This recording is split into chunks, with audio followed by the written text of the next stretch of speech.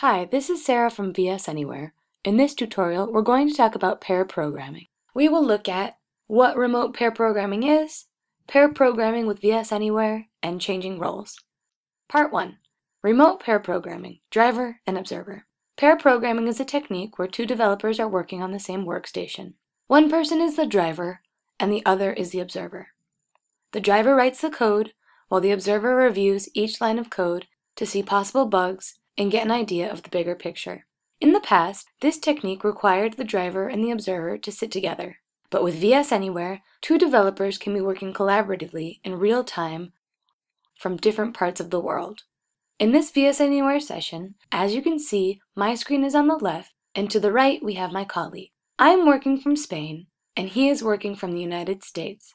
We both have the same shared solution open and are viewing the same file. Part 2. Working as an observer and a driver.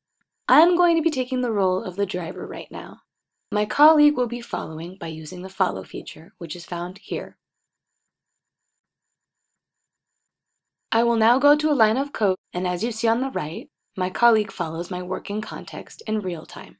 Let's open the chat so we can communicate better. I'm going to dock it here on the side. Part 3. Changing roles. I'm going to ask him to take over as the driver. Now you see I'm the observer and he is the driver and is making changes in the file. He's made a mistake, so I write to him.